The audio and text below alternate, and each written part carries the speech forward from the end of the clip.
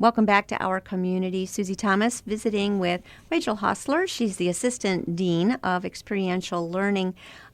Walsh University recently, within the last couple of years, was noted as one of the great places to work.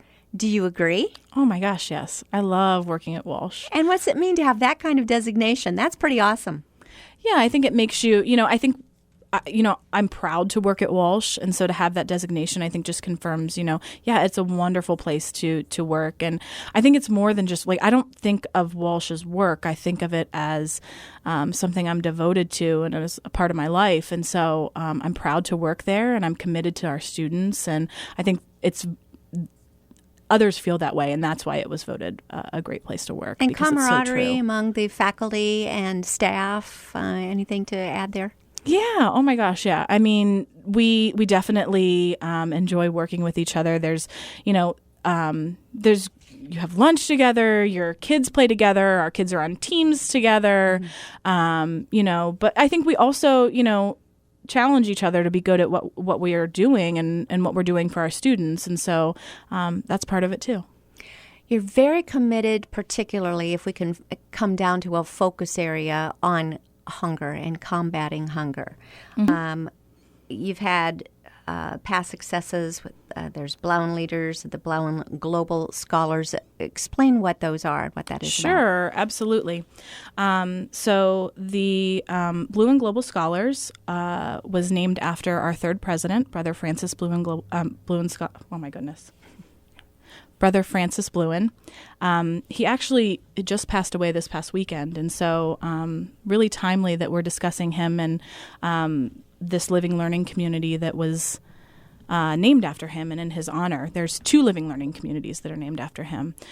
He was such an amazing man and devoted to serving others and to engaging with communities across the world. And so the Blauen Global Scholars, they focus on a world problem. They are a part of a community for 4 years. And so we have had communities that focus on hunger and food waste and food sustainability. We've had groups focus on healthcare, global healthcare. And we've had groups focus on peace and reconciliation. And really just he was so devoted. I mean, after he retired from Walsh, he founded a university in Uganda. I mean, wow. Just an amazing man. And so that was really our mission, is that we were, with the Blauen Global Scholars, that we were offering and honoring his name. Mm-hmm. So how does a student get selected for that? Yeah, they interview as an incoming freshman. When our admissions counselors recruit, they let the students know of all the possibilities that are out there, and Blauen Scholars being one of them. And so they interview as an incoming freshman and are chosen. You've got a hunger conference that takes place in March. Yeah. Tell us about that. So we're so excited to offer this here at Walsh. A few years ago, we offered the first Ohio Hunger Dialogue on our campus. It was the first one in the state, and Xavier actually just hosted the second one this past semester. And so now we're extending that. The Hunger Summit is where Walsh is hosting the university's Fighting World Hunger and the Campus Kitchen Project. So both of those organizations typically offer a hunger summit every year. This year, we're combining those two at Walsh for one big summit to address the issues of food and food waste and sustainability. So we'll be hosting a 2-day conference in which we invite from around the world students that are devoted to this issue. We'll have speakers from around the world that are renowned. We're going to have Tony Hall from the Alliance to End Hunger, Roger Thoreau. He's an author, a well-known author, and also with the Chicago Council of Global Affairs. We are going to have Amir Abdallah from the World Food Program, and many more. So it's really an international just dialogue coming together to talk about how students are fighting hunger and how they can do that after graduating as well. Have you been involved in the development of this becoming such a focus area? How did this become such a focus area of Walsh? So I think our Vice President of Academic Affairs, Doug Palmer, he was in Uganda. It must have been probably 7 or 8 years ago. And he had this idea for the Blumen Scholars. He was thinking there has to be a way to get students engaged in this issue of hunger. And so he came back and proposed it to our then Vice President of Academic Affairs and President, and they said, this is a wonderful idea, yes. And so from there, we started our first group that focused on hunger, and I was a part of that group and helped build it.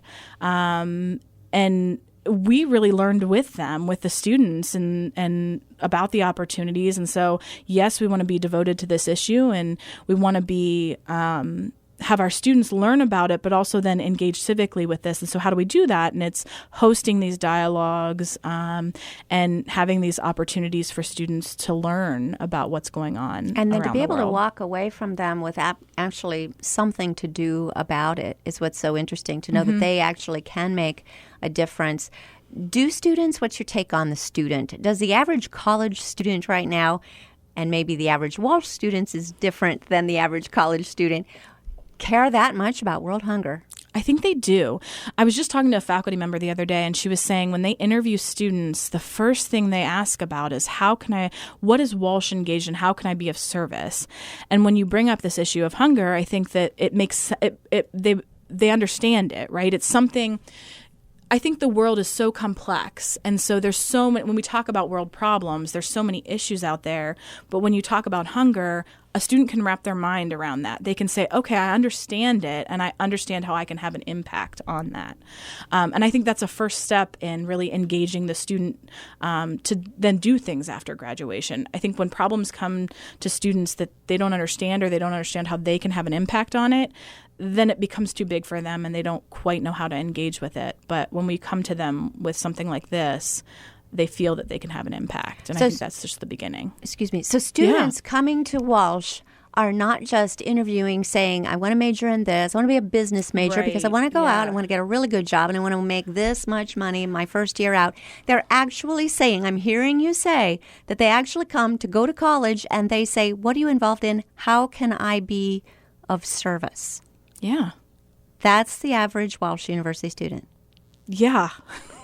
Seriously, yes, it is. Awesome. It's amazing. It really is. Do you think that's true of maybe this generation right now, this 18 to 22-year-old that's coming out of high school, or are your students this passionate to do something about change the world and have a purpose-driven life? Well, okay, so I would say that we do see at Walsh, because that is our mission. That's what we're about. So I do think we see some of the more devoted students, I would say. But I do think that this generation, I think people talk about this generation being selfish. I don't think they're selfish at all. I think that they are more engaged in wanting to know how they can help their neighbor.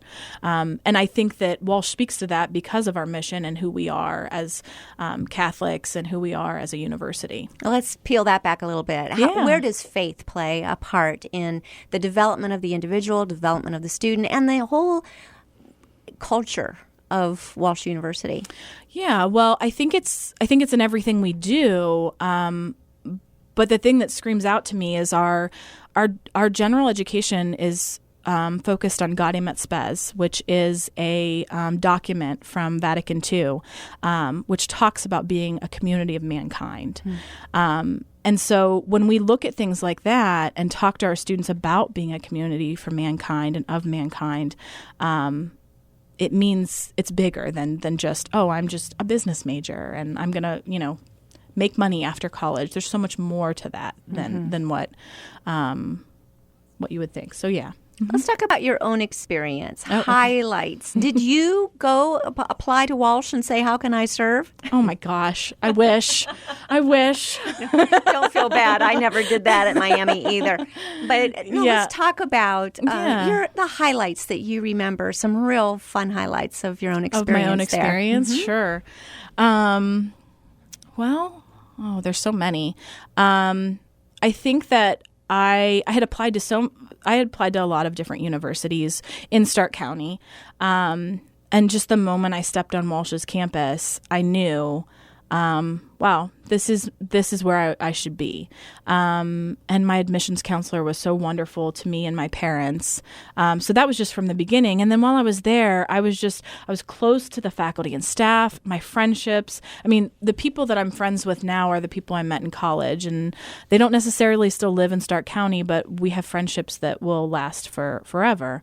And then, as far as my career goes, I'm back at Walsh because I think that I believe in what we're doing, and I love, like I said, I was devoted to education, but I wasn't really a classroom teacher. And so how can I continue to be an educator? And it was through higher education, and I felt passionately about what Walsh was doing.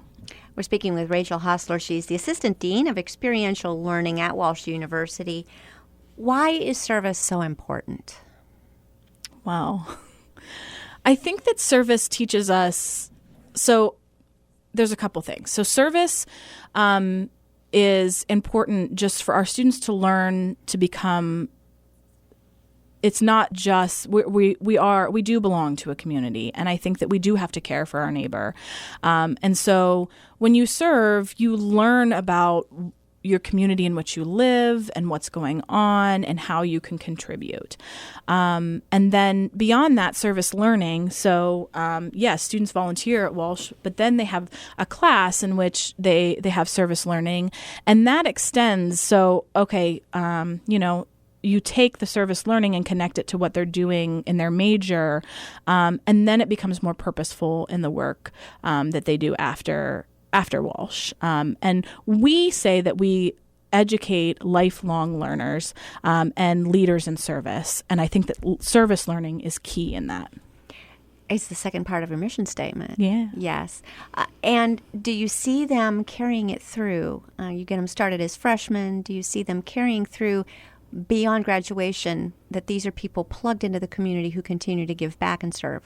Oh my gosh, absolutely. It's funny. We just hired a new director of service learning, and I was going through our partners, and a lot of our partner organizations are Walsh grads, the people that are leading these organizations. And so I was like, oh yeah, that's a Walsh grad. Yes, that's a Walsh grad. So yes, I see them doing it not only in Stark County, but in the U.S. We have people that are in the Peace Corps, alums that are Fulbright scholars. So yes, absolutely, they extend it after graduation. Makes it nice and easy to make those collaborations, doesn't it? It does.